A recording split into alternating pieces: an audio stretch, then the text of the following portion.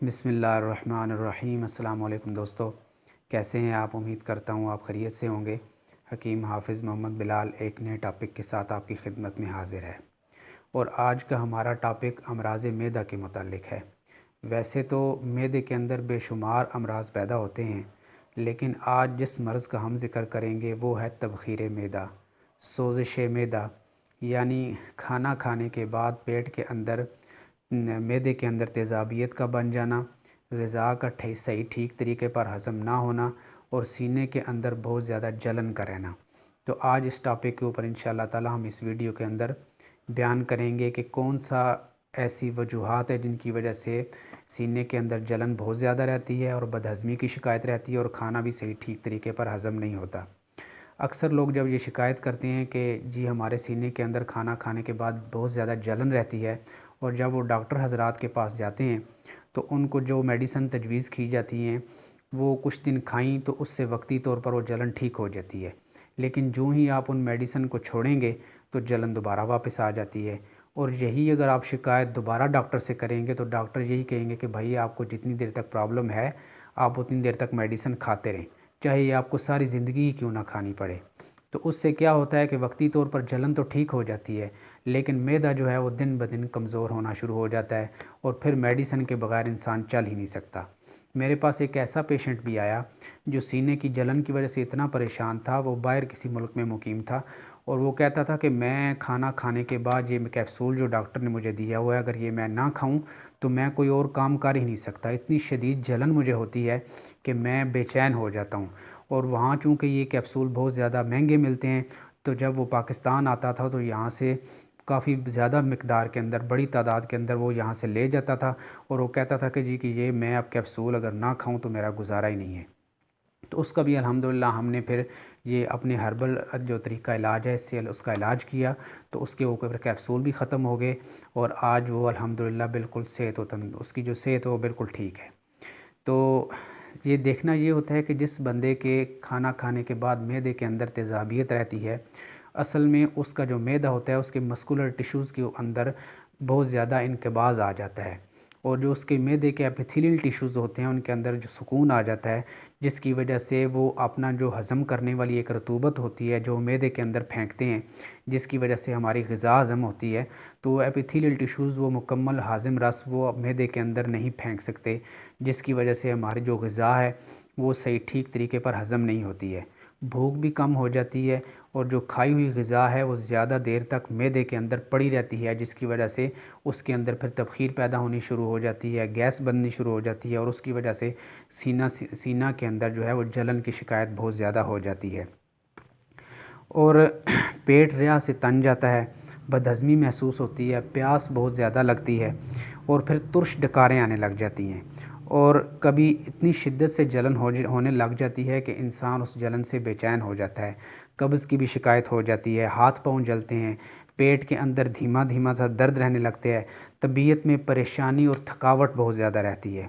अक्सर मरीज़ों में इस बीमारी की वजह इलाज के अंदर सुस्ती है कि कोई अगर इस तरह का मर्ज़ पैदा हुआ तो वो उन्होंने वक्ती तौर पर कोई मेडिसिन खा ली, उसको जो है उस मर्ज़ की तरफ तवज्जो पूरी नहीं दी, इलाज में सुस्ती की है, जिसकी वजह से ये मर्ज़ बढ़ता बढ़ता तो ये बहुत ज़्यादा शिद्दत इख्तियार करने लग जाता है।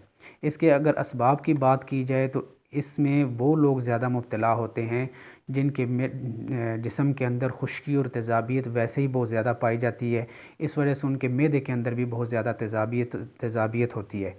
ऐसे लोग जो होते हैं वो ज़्यादातर खट्टी अशिया ज़्यादा खाते हैं, अचार, केचप, चटनियाँ वगैरह हो गई या मोटा गोश्त ज़्यादा इस्तेमाल करना। और एक इसकी बहुत बड़ी वजह है जो इंग्लिश पेन किलर जो मेडिसिन्स हैं वो चूँकि बहुत ज़्यादा खुश्क होती हैं, जो लोग उन पेन किलर्स मेडिसिन का इस्तेमाल ज़्यादा करते हैं उनके मैदे के अंदर भी जलन बहुत ज़्यादा रहने लगती है। तो आज जो नुस्ख़ा मैं आपकी खिदमत में पेश करने लगा हूँ, ये हमारे मतब का बहुत ही मुजरब नुस्ख़ा है। इस नुस्खे के इस्तेमाल से इंशाअल्लाह ताला आप मैदे के जो जलन है, तेज़ाबियत है, तबख़ीर है, आपकी ग़िज़ा अगर सही हज़म नहीं होती है, आपके पेट के अंदर दर्द रहता है, कब्ज़ की शिकायत है, तो इंशाअल्लाह ताला वो बहुत जल्दी इससे मसला हल हो जाता है। लेकिन शर्त सिर्फ़ ये है कि जिन चीज़ों से आपको मैं परहेज़ बताऊंगा वो परहेज़ भी किया जाए, और जो नुस्खा है इस नुस्खे को कम से कम महीना 1.5 महीना लगातार आप इस्तेमाल करें। ये नहीं 2-4 दिन खाया और उसके बाद फिर छोड़ दिया और कहें जी नहीं जी मुझे तो कोई फ़र्क नहीं पड़ रहा। इस तरह नहीं होगा मेरे भाई। ये हर्बल मेडिसन है, इसको कुछ दिन आप इस्तेमाल करेंगे, इंशाअल्लाह ताला अगर इस मेडिसन से आपका मसला ठीक होने लग गया फिर ये वक्ती नहीं होगा। ये इंशाल्लाह आपका मैदा पूरा अपना फ़ाल हो जाएगा, दोबारा वो अपनी वर्किंग कंडीशन में आ जाएगा, और उसके अंदर जितने भी मसाइल हैं वो इंशाल्लाह फिर वो परमानेंट ख़त्म होंगे, उसमें वक्ती मसला नहीं बने होगा। तो एक तो ये है कि जिन चीज़ों से मैं आपको बता रहा हूँ जो इसके असबाब हैं, खट्टी चीज़ों का इस्तेमाल बिल्कुल बंद कर दिया जाए।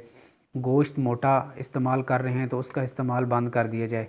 खाने के अंदर बहुत ज़्यादा तेज़ मिर्च मसाला नहीं इस्तेमाल करना, या बहुत ज़्यादा जो घी वाली चीज़ें हैं, पराठा वगैरह इस तरह की जो चीज़ें हैं इनको इस्तेमाल ना किया जाए। और बाज़ बंदे जो शराब एक लानत जो है उसके अंदर मुब्तला होते हैं, शराब वगैरह जो लोग ज़्यादा पीते हैं, शराब का इस्तेमाल बिल्कुल बंद कर दिया जाए। और जो कोई पेन किलर वगैरह मेडिसन बाज़ बंदे इस्तेमाल कर रहे होते हैं, कोशिश की जाए कि उन पेन किलर मेडिसन को भी किसी तरीके पर छोड़ा जाए। उसके बाद ये नुस्खा मैं आपको बताने लगा हूँ, ये बनाकर आप इस्तेमाल करें, इंशाअल्लाह ताला आपके मैदे के जो मसाइल हैं वो हल हो जाएंगे। और जब वो आपके मसले ठीक हो जाएं तो मुझे दुआओं में आप ज़रूर याद रखें। तो नुस्खा आप नोट फरमा लें। नुस्खे में कुल 6 चीज़ें हैं। नंबर 1 अजवाइन देसी, ये सारी चीज़ें आपने हम वज़न लेनी है। नंबर 1 अजवाइन देसी। नंबर 2 पुदीना। पुदीना आप थोड़ा सा ज़्यादा मिकदार के अंदर लें, ताकि उसके अंदर से जो है ना फिर सफाई करके उसके अंदर कोई मिट्टी वगैरह होती है साफ़ करके आपको मतलूबा मिकदार मिल जाए। अजवाइन देसी, पुदीना और गंधक आंवला सार। चौथे नंबर पर है सौंफ, हल्दी और मुलट्ठी। हल्दी आपने सालम लेनी है।